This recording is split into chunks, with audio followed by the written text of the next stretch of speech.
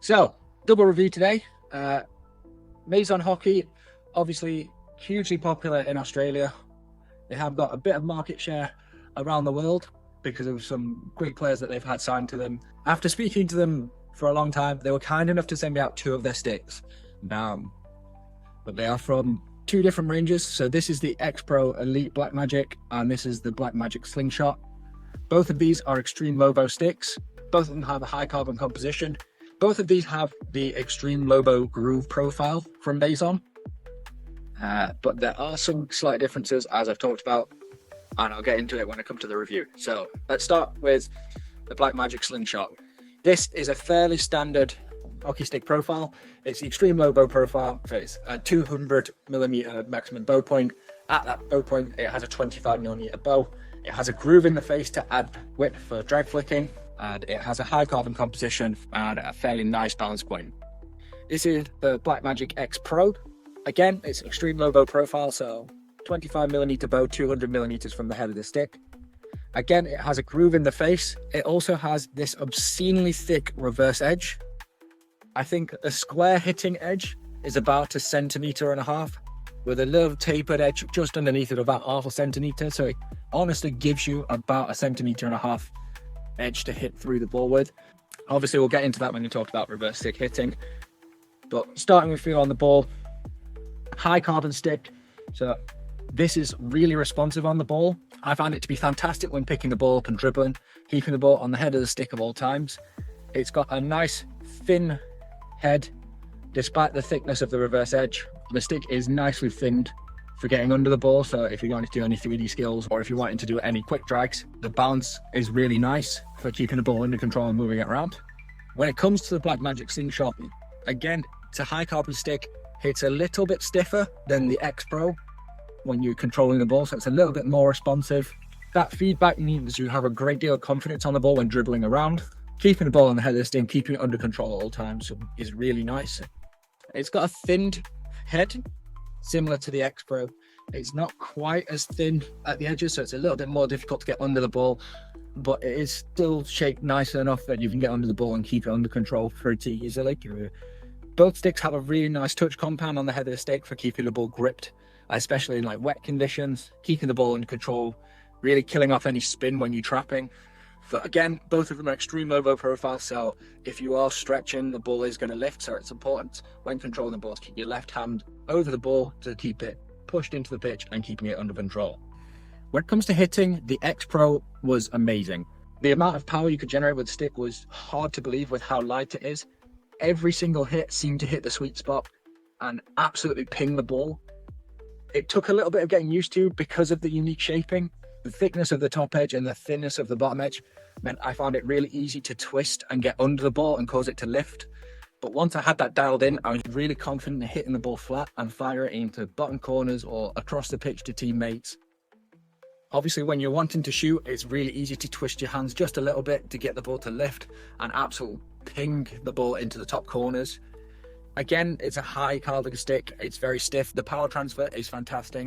And so you could absolutely ping the ball with a great deal of confidence. Because of the unique balance, the top edge being slightly heavier, when you were hitting on the face of the stick really cleanly, the ball shifted so quickly. I could hit past goalkeepers without them being able to move. It was really nice. Taking this into like training sessions, to me, probably hated by the goalkeepers. Fantastic stick for shooting.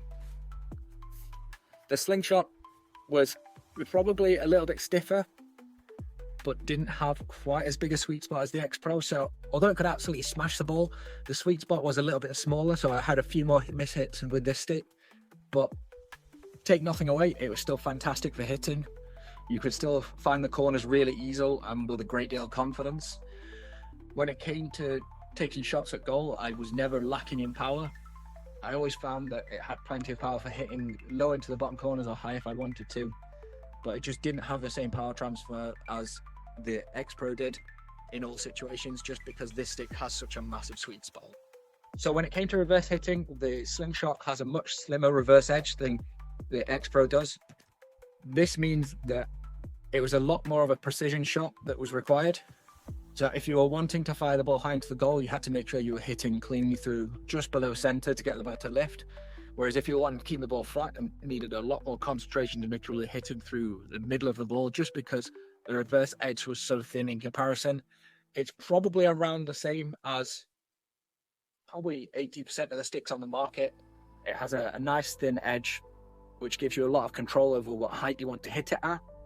But when you're comparing the two sticks side by side, the XPro really is something else on reverse.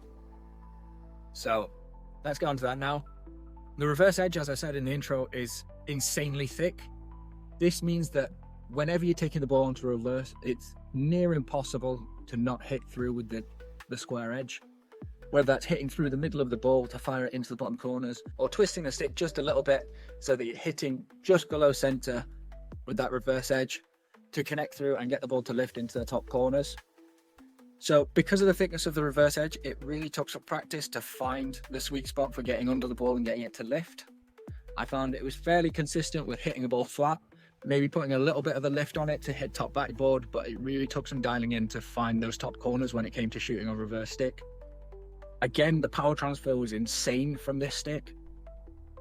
I don't think I hit any reverse sticks with this that I thought were particularly poor. I think almost everything connected so sweetly that even if it didn't go in, the ball absolutely shifted and was a nightmare for goalkeepers to leave the shot. When it came to flicking, obviously the top edge being much thicker than the bottom edge meant it was really easy to twist and get under the ball and get it to lift. But once you had the ball in the air, it was a bit harder to manipulate it. So getting under the ball, playing a little lift into space was really good. Playing a little chuck into the gaps for teammates to run onto was fantastic. But like 3D skills, because of the weighting of the stick, I found it was a little bit difficult to get the stick under the ball, get it over an opponent's stick and get it back under control, just because of that heavy top edge in comparison to the bottom edge, making it a bit weird in hand for doing 3D skills. When it came to shooting at goal, again, because of the weighting of it, I found it really good for getting under the ball and firing it high. Just pushing that weighty top edge straight through the ball gave it so much momentum, and I was really confident taking on shots with this stick. When I didn't have time to have a full swing, when I was just picking the ball up and flicking it, I was really confident that I was always going to get enough power. The slingshot, again, fantastic for flicking. Possibly because it's a little bit more evenly balanced to what I'm used to with other hockey sticks. I found it was really good for 3D skills, so I could quite confidently lift the ball and pick it on my reverse, beating defenders with that little 3D lift. Playing the ball into space for teammates to run onto, again, fantastic. The touch compound keeping the ball really well controlled when I was chucking it into space. And again, taking on a high flick shot into goal. Really confident with this stick in all situations, receiving the ball, turning, flicking. I always felt like I had control of the ball, and it gave me a great deal of confidence. When it came to overheads, I preferred the slingshot. Again, just because of that even balancing, it gave me a great deal of confidence in accuracy when I was throwing the passes. I thought I could just accelerate straight through the middle, and it had great control. And I could accurately drop it 30, 40 yards away onto a teammate's stick with minimal effort, and they could keep the ball in control. Again, the touch compound came in handy, giving me a great deal of control of the angle of the throw, so I could throw it really high or I could throw it really flat and low.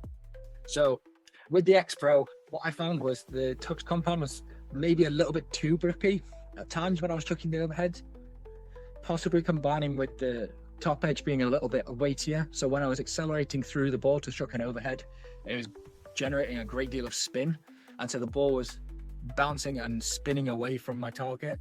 So as long as it was dropping straight to them without bouncing, they could confidently take it down. But as soon as it bounced, it caused a bit of a problem because it would spin off and bounce to their left. So as they're waiting for it, it would bounce and spin off, and they would have to adapt and pick it up, which was fine if they were on the move. They could just adapt. But if they were stood waiting for it and it then bounced off to their left, it became a bit more tricky for them to pick the ball. That being said, I could generate a great deal of distance with this stick. I could happily throw the ball over half a pitch with very good accuracy, again, depending on where it bounced. As I say, I don't know if that's due to the unique weighting because the top edge is so thick compared to the bottom edge. It's just a little bit of a different balance as you're accelerating through, that it just puts that extra bit of spin onto the ball. When it came to drag flicking, again, the XPro generated a great deal of spin, which was fantastic. If you were firing the ball low, it would spin along the ground and you'll curve the ball into bottom corners. I'm sure that was not great for goalkeepers. They probably hated it, watching the ball spin away from them as they stretched their leg out to make the save. But it did throw off my accuracy a little bit, just because I couldn't get the spin to be consistent. Sometimes it'd spin a huge amount, sometimes it'd only spin a little. But it is an extreme low boat profile, so it had a great deal of power. It's got a groove in the face as well to give you an even bigger bow at the maximum bow point. So again, it's a really aggressive bow. So it's fairly straight right up until the point of the maximum bow, and then the curve accelerates forward a great deal. So you generate so much power in the later stage of the drag.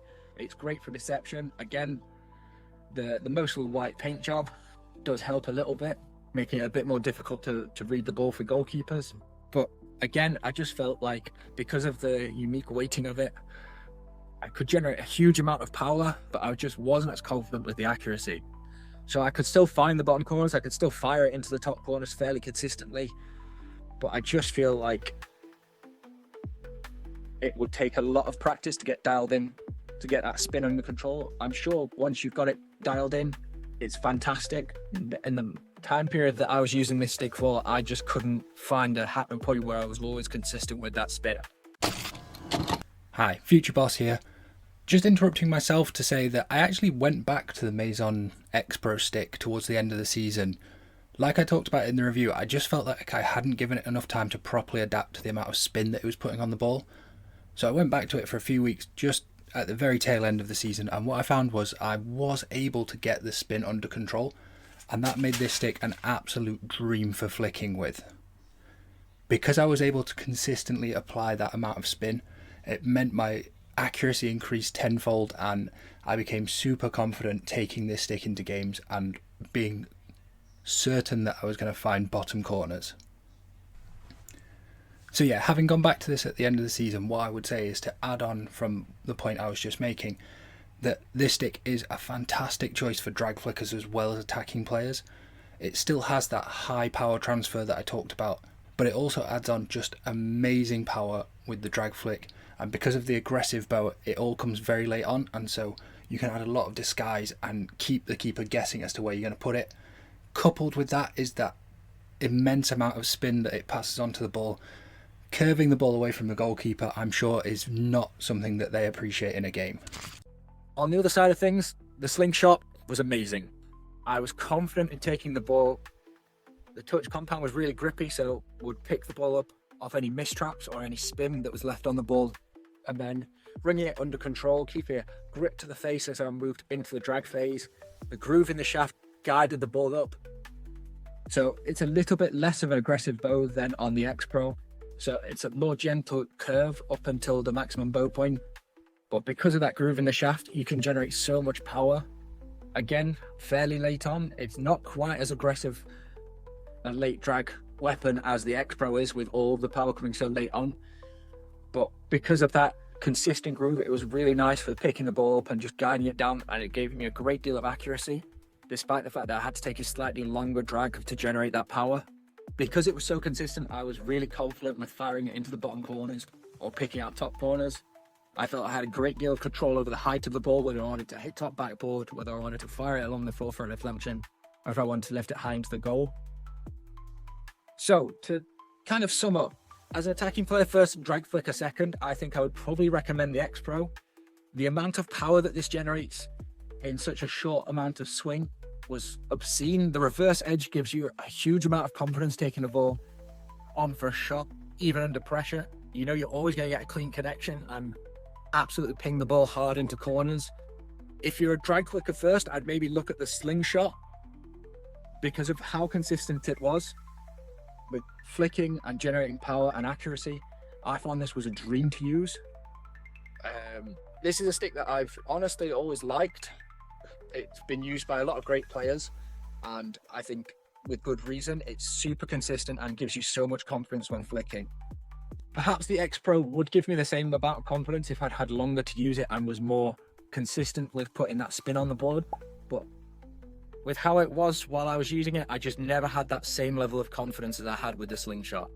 If you do want to support me further, you can head over to my website, which is bossfhockey.com. You can join as a member there or on Patreon. It starts from just £1 a month. It gives you early access. It gives you bonus entries into giveaways wherever I run them, and it helps me do things like these reviews. Or you can go to bossfhockey.com and you can buy some Boss F Hockey merch. I have t-shirts, I have grips, I have hats. All that money goes towards funding these reviews, getting my hands on more sticks, and getting more information out to you.